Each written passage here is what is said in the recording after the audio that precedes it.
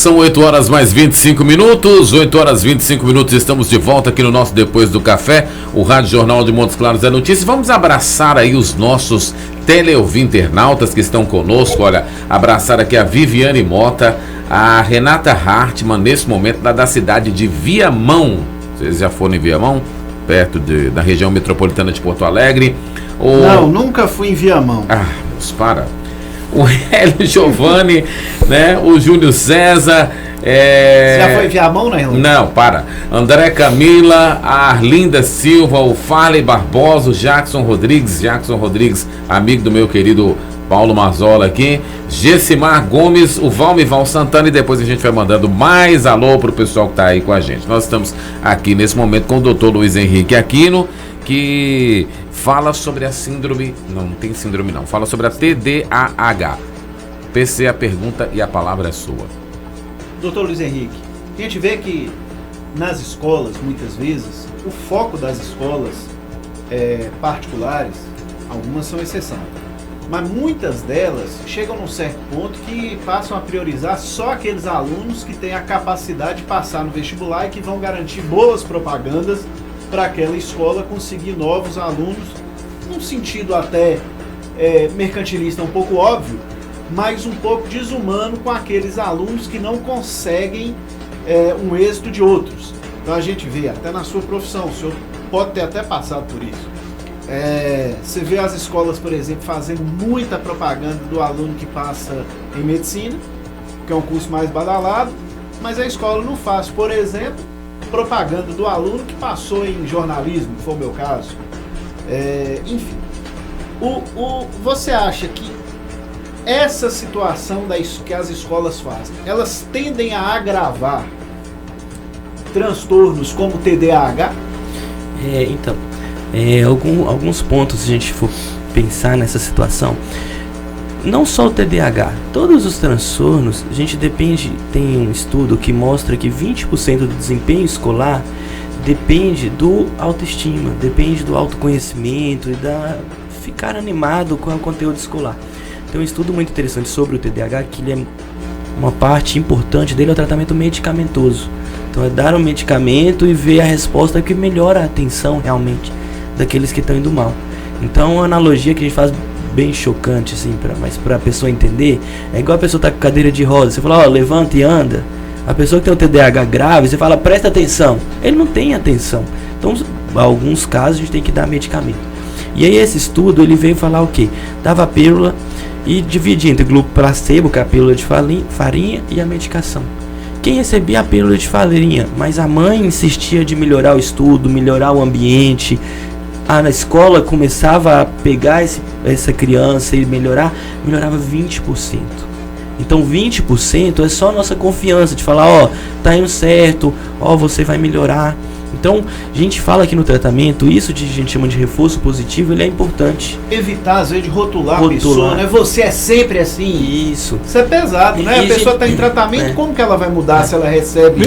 Deixa muito daquela coisa até de classificar, coitado, né? E tentar jogar pra cima, né? A gente fala duas coisas. Primeiro, ser positivo, né? Então hoje em dia tem muito uma que chama dinâmica positiva, reforço positivo, que é elogiar sempre. Se ele tá com dificuldade, não precisa o tio chegar e contar que ele tá com dificuldade, não. Deixa pra criança, deixa pra família, não precisa contar pro vizinho, nada. A gente tem que elogiar quando ele tirar nota boa. Ele tirou uma nota boa em matemática, liga pro avô lá, olha, tirou uma nota boa em tal coisa pra gente colocar ele pra cima. É uma coisa até muito parecida que passa aqueles que são mais cheinhos, né? Que o cara vira você, eu tô vendo que eu tô gordo. É isso aí. Não você me fala que eu tô gordo, não? E aí uma coisa interessante é metas, né, gente? Porque a gente pensar escola, ele é antinatural ir pra escola. Escola é difícil, escola é chato pra você ficar sentado 50 minutos cada horário parado, não tem. A gente tá aqui conversando, já dobrou o braço, o outro já virou pro lado, o outro já ficou. E na escola a gente tem que ficar rígido lá. E aí você pergunta a uma criança, 10 anos, 9 anos de idade, pra que você vai pra escola? Vou pra estudar, eu vou pra passar de ano. Então não tem uma meta do que cumprir, um objetivo que a gente tem do salário, do que fazer. Então é muito interessante a gente dar meta pra criança. Falar, tirar nota boa em 3 provas, a gente vai passear no parque. A gente vai tirar nota boa aqui, a gente vai final de semana na roça. Então a gente tem que dar metas para as pessoas. E isso é interessante. Você vê como é que os gênios são importantes. 1980, 81, sei lá, depois tem que olhar essa data. Isso foi entre 79 e 81. O grande Renato Russo escreveu Química, que depois foi sucesso com os Paralamas do Sucesso, e que tinha aquele refrão que batia, né? Você tem que passar no vestibular. Exatamente. Você tem que passar no vestibular. Ou seja, já é de muito essa pressão da sociedade em cima das pessoas para que elas sejam não aquilo que elas querem ser, mas o que a sociedade impõe que elas sejam, sem as suas vontades naturais. Que passar no vestibular vai resolver, né, a vida da pessoa passando no vestibular. É uma pergunta interessante. Como é saber se uma menina tem TDAH, já que os meninos são diagnosticados mais facilmente por conta da hiperatividade presente nos primeiros anos de vida? Aí a sequência da pergunta: os sintomas aparecem mais tarde ou eles são diferentes em meninos e meninas? É bem interessante isso, porque a gente coloca na memória nossa, você vai lembrar quem é a criança que é o peralto, agitado? O menino, né? A menina, geralmente ela é mais meiga, ela fica no cantinho dela da sala. A gente pergunta, quando a gente estudava, quem era a galera do fundão que derrubava a carteira, que jogava tudo menino, né? Você então, tava nessa galera, Manzol? Você tava nessa galera? Não. Ah, bom, beleza. E a menina, ela fica no cantinho dela. Então, o que acontece? O diagnóstico, antes, ele era feito dos 6 aos 12 anos. Hoje a gente já está fazendo com 5, 4 anos em exceções. Mas a menina, a média do diagnóstico dela é de 10, 11, 12 anos. Por quê? Porque ela não chama a atenção da professora. Então ela fica lá penteando o cabelo, pensando em alguma coisa e fica viajando, que é o que chama no mundo da lua, né? Então é mais difícil para a professora perceber que ela está desatenta ou que a nota está caindo porque ela está no cantinho. Então o menino que atrapalha mais a dinâmica da aula, ele chama mais atenção. Então isso é interessante pra gente, igual eu falei, eu vou lá nas escolas e falo, atenção com as meninas, porque as meninas são as que passam mais desapercebido, que tem o diagnóstico mais tardio. E é interessante isso. Crianças com TDAH podem ter outros transtornos associados? Uma das coisas fundamentais que a gente tem que pegar, conversar, ter o tratamento, porque aumenta muito a chance de outras coisas. Então tem o transtorno de ansiedade, bipolar, depressão. Eu já peguei adolescente assim com depressão porque ia mal na escola, porque a família virava aquele caos na família, já tinha uma estrutura psíquica ali frágil e que aquilo vira uma bola de neve. Então quem tem TDAH tem maior chance de ter esses outros transtornos. Então é muito importante a gente diagnosticar, é muito importante o tratamento, porque é uma perspectiva. A gente estava falando sobre passar no vestibular e eu sempre falo coisas que estão ali no limite, entre no ensino médio, já para fazer faculdade. Eu falo, vamos mentalizar quando a gente está lá no futuro, que a gente formou, a gente passou por tudo na faculdade. Ninguém conta caso de como era no vestibular, ou ninguém dá importância para aquela coisa que está grandiosa para eles depois aquilo não vale de nada. Então eu estou aqui hoje, torna-se muito pequeno, ínfimo. Então eu estou aqui hoje, ninguém quer saber se eu tomei recuperação lá atrás ou não. Ninguém quer saber se eu tive dificuldade para passar no vestibular ou não.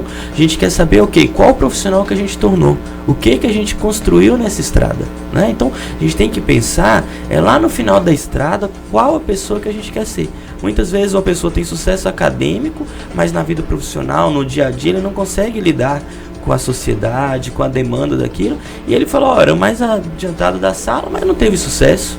Então o sucesso na vida adulta, ele passa por a fase acadêmica sem dúvida nenhuma, mas a fase acadêmica não é o determinante, eu falo é só por isso que vai determinar o sucesso dele. Então muitas vezes a pessoa, por exemplo, é passada em último lá no vestibular, mas quando termina a faculdade ele é o primeiro da turma, né? Então é interessante isso. Doutor Luiz Henrique, para a gente finalizar a nossa entrevista, né? Quando é que os pais devem então perceber a necessidade do apoio, do suporte profissional para seus filhos? É preciso que todo mundo consulte o médico para saber, enfim, como é que os pais podem lidar se eles têm essa dúvida? Isso, é interessante. O apoio é muito importante da escola. Escola é um pilar que é escola e família. As crianças elas ficam 5 horas, 6 horas por semana na escola. E os pais, o mundo hoje em dia, a gente trabalha fora, a gente fica pouco tempo.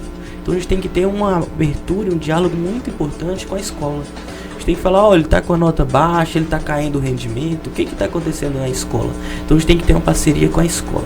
Os casos de agitação, os casos que eles são impulsivos, hiperativos, é a gente pensar como social. Se eu estou evitando de ir na igreja, se eu estou evitando de sair para casa de um parente, se eu estou evitando de ir para um restaurante, opa, tem que pensar nisso, né? Então, hoje em dia a gente coloca a escola 2 aninhos, 3 aninhos, a gente já coloca a criança.